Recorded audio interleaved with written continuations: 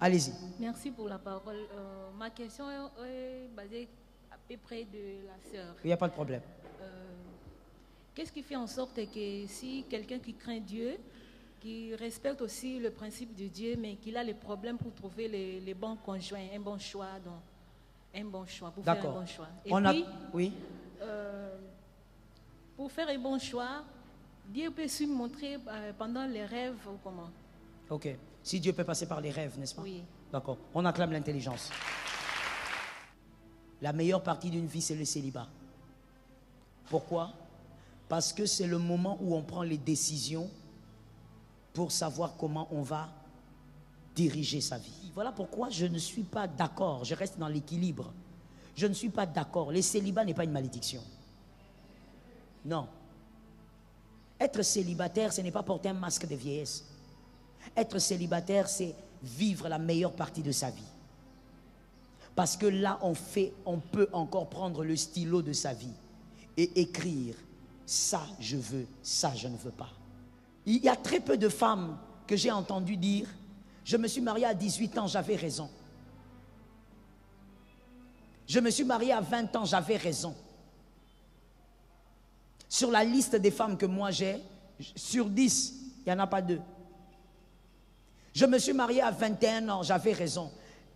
Toutes disent toujours, j'aurais dû attendre.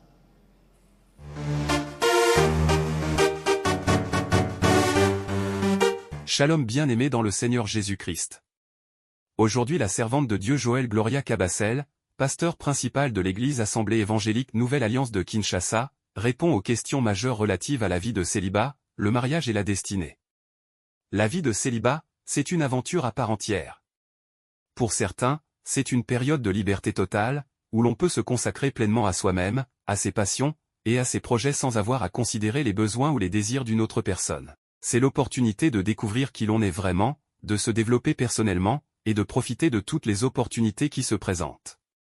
Mais dans l'ensemble, la vie de célibat peut être une expérience enrichissante et stimulante, pleine de découvertes et d'aventures. C'est une période où l'on a la liberté de façonner sa vie selon ses propres termes, sans compromis ni concession. Le mariage, c'est une institution sociale et légale qui unit deux personnes dans une relation durable et officielle. C'est un engagement sérieux où deux individus décident de partager leur vie ensemble, de construire un avenir commun, et de se soutenir mutuellement dans les bons moments comme dans les mauvais. Le mariage peut apporter un sentiment de sécurité et de confort, sachant que l'on a quelqu'un sur qui compter à tout moment. C'est également une occasion de grandir et d'évoluer ensemble, en surmontant les défis de la vie main dans la main. Bien sûr, le mariage n'est pas pour tout le monde, et certaines personnes préfèrent rester célibataires ou choisir d'autres formes d'engagement. Mais pour ceux qui décident de se marier, c'est souvent un moment très spécial et significatif dans leur vie.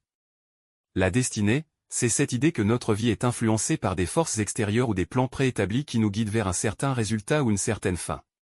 Certains croient fermement en une destinée écrite d'avance, où chaque événement est prédestiné à se produire, tandis que d'autres pensent que nous avons le pouvoir de façonner notre propre destinée à travers nos choix et nos actions. Quelle que soit l'interprétation, la notion de destinée soulève des questions profondes sur le sens de la vie, le libre arbitre et la nature de notre existence. Certains croient que tout ce qui arrive dans nos vies est destiné à être, tandis que d'autres pensent que nous avons le pouvoir de changer notre destinée à travers nos choix et nos actions.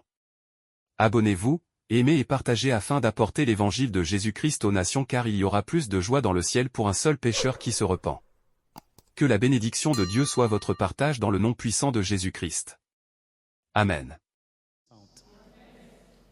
Alors, ce qu'on va faire, c'est que je veux dire certaines choses simples, mais au-delà de ça, je ne sais pas s'il y a des gens. Si tu as une question qui est liée à la vie du célibat, qui est liée au mariage, qui est liée au fait à ta destinée, et tu aimerais peut-être la poser, que tu aies une réponse claire pour que cette année, parce que je ne veux pas insister sur l'année prochaine, pour que cette année, certaines choses changent dans ta vie. Regarde ton voisin et dis-lui que certaines choses ne bougent que quand ça bougeait dans la tête. Dis ça encore à 3 personnes.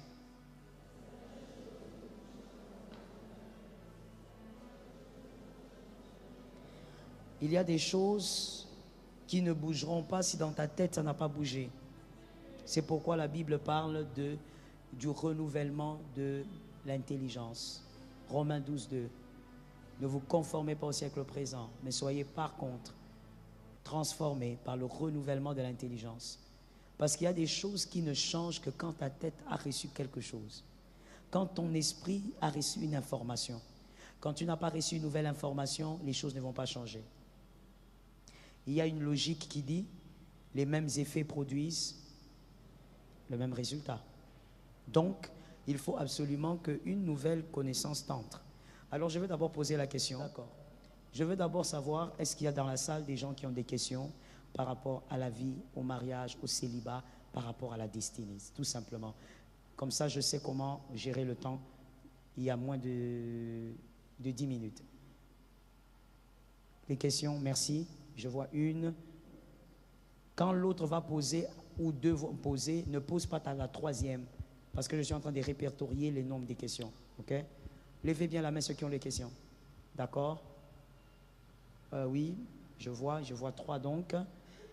Il y a une quatrième. D'accord, il y a une quatrième. Alors je sais comment gérer mon temps. Je commence d'abord par parler et ensuite on va finir par vos questions, répondre à vos questions. Il y a des choses dans la vie qui dépendent des choix qu'on fait. Et d'ailleurs, la plupart des choses, ça dépend du type de choix que vous faites. On ne badine pas avec une destinée. La meilleure partie d'une vie, c'est précisément la phrase que j'avais dite. La meilleure partie d'une vie, c'est le célibat. C'est la meilleure partie d'une vie.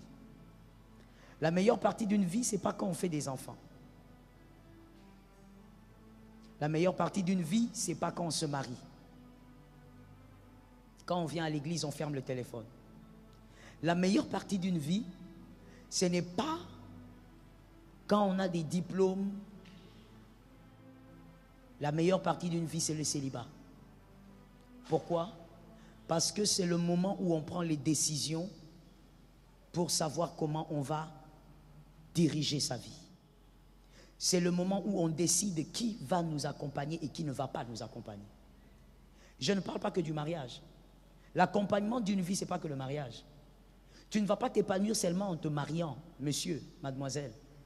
Pour t'épanouir, tu dois avoir aussi des bons amis. La meilleure partie, voilà pourquoi je ne suis pas d'accord, je reste dans l'équilibre. Je ne suis pas d'accord, le célibat n'est pas une malédiction. Non. Être célibataire, ce n'est pas porter un masque de vieillesse. Être célibataire, c'est vivre la meilleure partie de sa vie. Parce que là, on peut encore prendre le stylo de sa vie et écrire ça je veux, ça je ne veux pas. Moi, je veux vivre à tel endroit. Moi, je veux bâtir ma vie avec tel commerce, avec telles études. C'est la meilleure partie d'une vie. La meilleure partie de la maison, pour celui qui ne comprend toujours pas, parce qu'il y en a toujours, la meilleure partie d'une maison, ce n'est pas son salon, ce n'est pas la salle à manger, ce n'est pas le design de la maison, c'est la fondation. Peu importe la beauté de votre maison, si la fondation elle est mauvaise, venez après quelque temps, tout va s'écrouler. Pourquoi on prend des architectes? Parce qu'on veut que la fondation soit solide. Que tout ce qu'on va dépenser au-dessus, les briques, les designs, les meubles que tu mettras, que ça aille de la valeur. Mais la valeur de toutes ces choses est définie par la fondation. Le célibat, c'est la fondation d'une vie. Je t'interdis d'aller écouter quelqu'un qui te dit que tu es maudit parce que tu es célibataire. Je t'interdis de prêter ton oreille à un soi-disant prophète qui te dit que ta vie n'a pas de sens parce que tu es célibataire à 22 ans. Prends un verset de la Bible et colle ça à ton célibat. Voici le verset. Le verset qui dit, Jésus qui dit, la Bible dit que le retour de Jésus est en train de prendre son temps parce qu'il voudrait laisser le temps à tous ceux qui doivent se convertir de se convertir. Si Jésus te laisse jusqu'à 28 ans célibataire, c'est parce qu'il veut te laisser le temps de faire les bons choix de la vie. Il t'a gracié. Il y a très peu de femmes que j'ai entendu dire « Je me suis mariée à 18 ans, j'avais raison. » Je me suis marié à 20 ans, j'avais raison. Sur la liste des femmes que moi j'ai, sur 10, il n'y en a pas 2. Je me suis marié à 21 ans, j'avais raison. Toutes disent toujours, j'aurais dû attendre. Toutes, même celles qui aujourd'hui ont 60 ans, elles disent, j'aurais dû attendre. Mais qu'est-ce que ça veut dire? Est-ce qu'elle regrette son mari? Pas forcément. Est-ce que ça veut dire qu'elle est malheureuse? Non. Ça veut simplement dire qu'elle s'est rendue compte que se marier est un couloir de non-retour. Ce n'est pas seulement pour dire que tu ne vas pas divorcer, tu vas rester là. Le couloir de non-retour veut dire d'abord que le choix de la femme et de l'homme que tu vas faire dès qu'on te met l'alliance, tout ce qui va suivre dans ta vie sera attaché à ce premier choix-là. Tu fais des enfants, ça sera attaché à ce choix-là. Et même si tu divorces, on dira tu es. On dira tu es quoi? Voilà.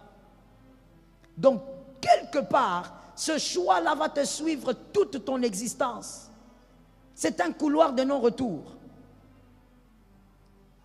Je t'interdis que dans ton célibat, quelqu'un te stresse. Ne laisse personne te stresser. Oh, tu vas te marier quand? Je veux me marier si Dieu le veut. Qu'on ne te stresse pas. Quand tu seras à l'intérieur, monsieur, personne ne viendra t'assister. Même ton pasteur ne va pas vivre ton mariage avec toi. Tu seras seul. Lorsque les combats vont s'élever, parce que maintenant vous êtes à 2, personne ne va subir les combats plus que toi. Tu seras seul. Je dis que personne ne te stresse dans ton célibat.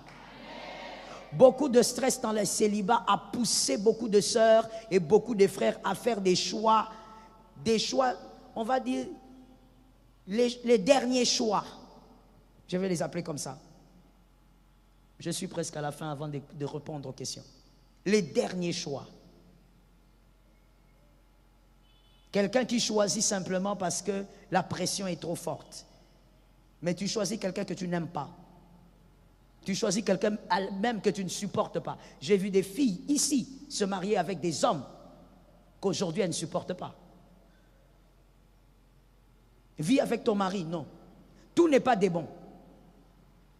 C'est un déséquilibre de dire que tout est démon. Tout est démoniaque. Tout n'est pas démon. Certaines choses que des femmes ne supportent pas dans le mariage, elles ne supportent pas son mari. Ce n'est pas un démon, forcément. Peut-être c'est simplement parce qu'au départ, elle n'aimait pas cet homme.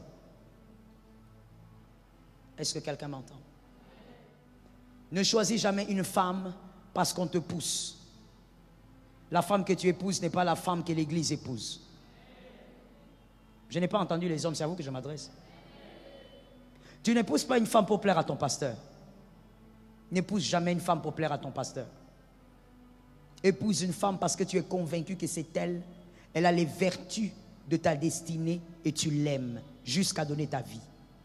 Parce que c'est ça la Bible. Un homme doit épouser une femme capable au point où il peut donner sa vie pour elle. N'épouse pas un homme parce que l'âge est avancé. Ton âge va continuer d'avancer, ça ne va pas régresser.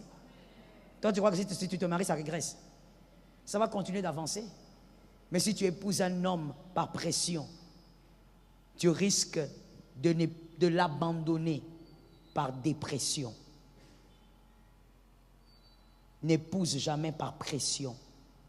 Sinon, tu vas tout abandonner par dépression. Les 4 questions traites. Je commence par... il y avait une demoiselle devant moi. Soyez assise, soyez à l'aise. Parlez seulement haute voix et en n'importe quelle langue. Je vais essayer de comprendre.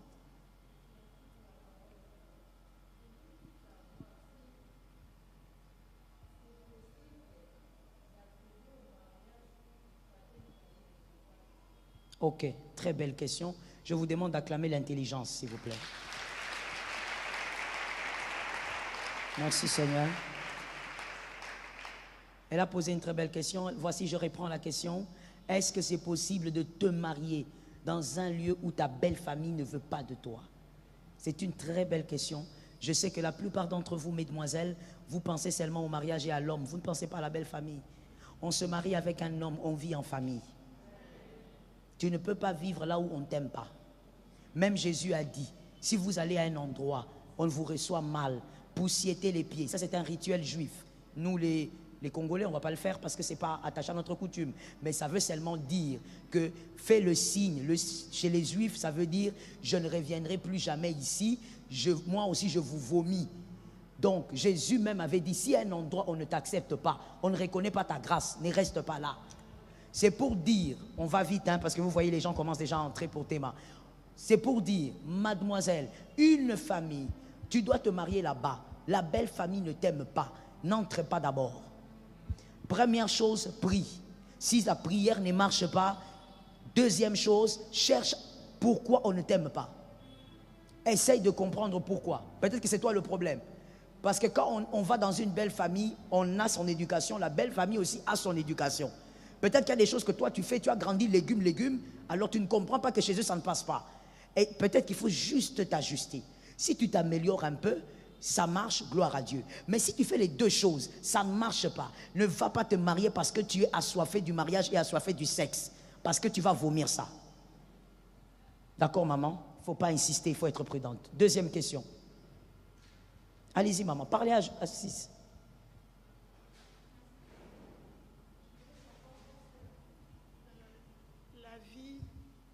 Est-ce que la vie polygamie d'un père peut engendrer le non-mariage de toutes ses filles? La vie polygamie d'un père. Est-ce que ça peut avoir un impact de non-mariage sur toutes ses filles? On acclame l'intelligence. Bien sûr. La vie de la polygamie. Je sais que parler de la polygamie en Afrique, pas seulement au Congo, mais en Afrique en général, c'est tout un problème. Les gens ne supportent pas parce que ça fait presque partie de la culture africaine en général. Peu importe le pays, l'Afrique est attachée à la polygamie. Et au point où quand vous parlez de la polygamie, on a l'impression que vous voulez déculturer les gens. Lorsqu'un homme est polygame, comprenons d'abord, je ne suis pas ici pour enseigner la doctrine, mais je veux dire les choses selon la Bible. Comprenons que nous ne pouvons pas bien faire usage d'une chose si nous ne l'utilisons pas de la même manière que le fabricant. Pour bien utiliser une chose, c'est pourquoi tout ce qu'on fabrique ici, il y a le mot d'emploi. Il faut savoir connaître le mot d'emploi. Le mariage ne vient pas de notre désir, maman. Le mariage vient de Dieu. C'est Dieu qui a créé ça. C'est pourquoi Adam a dit, c'est la femme que tu m'as donnée. En bref, Adam n'avait jamais demandé le mariage. C'est Dieu, il a vu, il a dit, lui aussi c'est bien qu'il soit quand même avec quelqu'un. Donc c'est Dieu qui a créé le mariage et le mariage n'a jamais été polygamique. Dieu a créé une seule femme pour un seul homme. Même quand Ève avait fouté, Dieu pouvait dire, attends, je t'ajoute une deuxième. La deuxième là va t'aider. Dieu a dit, vous deux seulement là, sortez. Il n'a pas ajouté une deuxième femme. Donc la polygamie n'est pas biblique. Un enfant de Dieu ne peut pas vivre dans la polygamie. Pour répondre à ta question, oui maman, comment la polygamie aura l'influence sur les enfants d'un père, surtout les filles? D'abord les hommes, forcément, à 80%, ils vont tomber dans la polygamie aussi. S'ils ne se font pas libérer d'abord par esprit et puis par l'intelligence. Et pour les filles, ça aura un impact parce que dans votre lignée, ou peut-être dans la source du tout sort, qui est ton père, il n'y a pas une alliance équilibrée.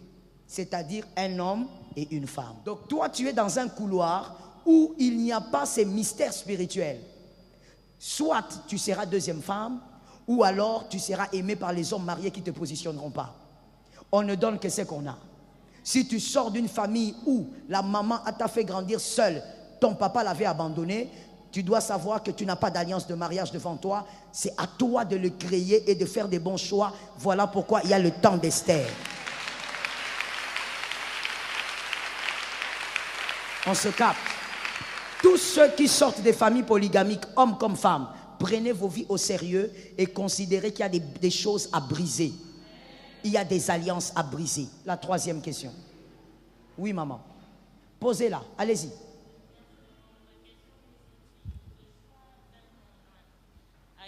À quel niveau faut prendre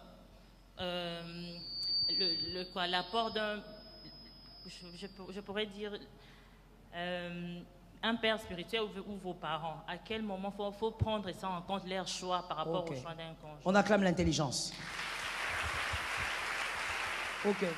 Le choix du conjoint, une très belle question. À quel moment il faut tenir compte de l'opinion d'un père spirituel ou d'une mère spirituelle quand tu veux faire ton choix pour le mariage. Maman, il faut prendre en compte dès que tu as une proposition et que toi tu prends ça au sérieux. Il y a plusieurs hommes qui vous draguent, il y a plusieurs femmes que vous voulez épouser, mais quand monsieur tu pointes maintenant, tu dis non, moi je pense que je vais épouser Jacqueline. Tu es maintenant sûr, monsieur, tu approches Jacqueline, Jacqueline aussi est d'accord. Avant de faire le deuxième pas, il faut aller voir les parents spirituels. Parce que du moment où tu prends au sérieux une relation et que cette relation ne te bénira pas, tu ne pourras plus avoir les yeux pour voir. C'est là où les gens ont dit l'amour rend aveugle. Moi j'y crois à 30% et les 30% ce sont ceux dont je parle. C'est-à-dire dès que le cœur est parti, les yeux ont tendance à aller là où le cœur est parti. Alors que ça peut être mauvais pour toi. Et donc, dès que tu prends une relation au sérieux, une drague, tu prends ça au sérieux, tu introduis la vie de tes parents spirituels. Parce qu'ils ont des yeux que tu n'as pas. Les 3 yeux des parents spirituels à retenir pour la vie, le premier œil, c'est que le parent spirituel, comme on l'a dit, il est spirituel. Il navigue dans les mondes des esprits. Ils peuvent voir quelqu'un entrer. Il voit que celui-ci n'est pas sorcier, celui-ci n'est pas diabolique, mais il sort d'une famille de chefferie. Donc, dans son sang, il y a des pouvoirs. Il faut la prière. Le père spirituel peut voir. Le père spirituel peut voir que spirituellement, cette fille ici, elle a touché à des histoires quand elle était jeune pour attirer les hommes. Malgré la prière, ces choses sont restées avec elle. Le père spirituel peut voir. Le deuxième œil du père spirituel, c'est que lui est marié, vous n'êtes pas marié. Vous voulez vous marier. Lui a déjà vécu avec une femme ou elle a déjà vécu avec un homme. Elle peut regarder, elle dit cet homme ici, il est aventurier. Il a les signes de quelqu'un qui ne veut pas aller loin. Troisième œil d'un père spirituel ou d'une mère spirituelle, c'est quelqu'un qui te connaît très bien. Voilà pourquoi on dit père. On ne dit pas père seulement parce que c'était pasteur de l'église, c'est mon daddy. Ça n'a pas de sens ces mots-là. Père, ça veut dire je suis attaché à lui. Il te connaît. Comme il te connaît, il connaît ta famille, il sait quelle éducation tu as. Quand l'homme va entrer dans le bureau, l'homme parle 2 phrases, 3 phrases. Il sait voir que cet homme, avec l'éducation de ma fille, ça ne marchera pas.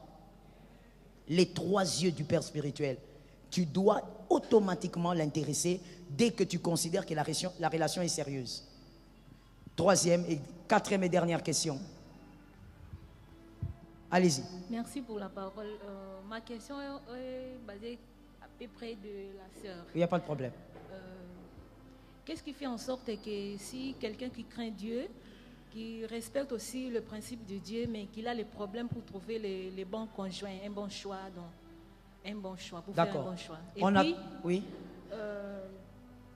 Pour faire un bon choix, Dieu peut se montrer pendant les rêves ou comment? Ok. Si Dieu peut passer par les rêves, n'est-ce pas? Oui. D'accord. On acclame l'intelligence. Alors, première question, je réponds rapidement. Nous avons beaucoup grignoté le temps. La première question, est-ce que, pourquoi quelqu'un respecte les principes, un enfant de Dieu, un garçon qui prie, mais tu vois, il tombe sur une mauvaise fille, ou une femme qui prie, elle tombe sur un homme compliqué.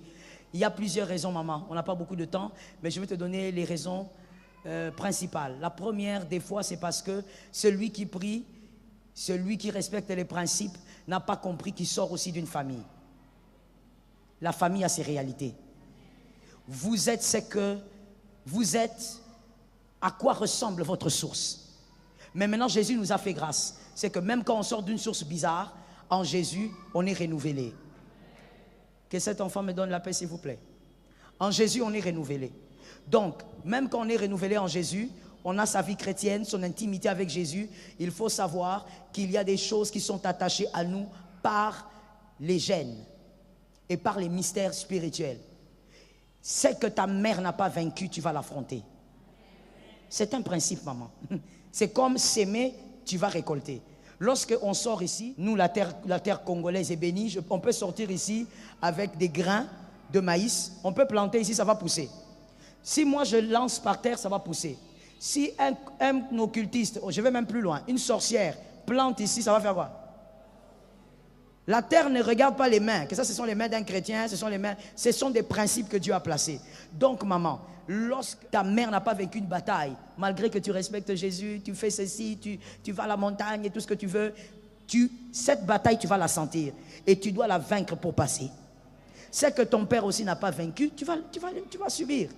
Donc tu vas sentir la pression de ces choses. Shalom bien-aimés dans le Seigneur Jésus-Christ. J'espère que vous avez aimé cette vidéo. Abonnez-vous et partagez pour porter l'évangile de Jésus-Christ aux nations, car il y aura plus de joie dans le ciel pour un seul pécheur qui se repent. Merci de faire partie de notre famille Wonderful Jésus-Christ.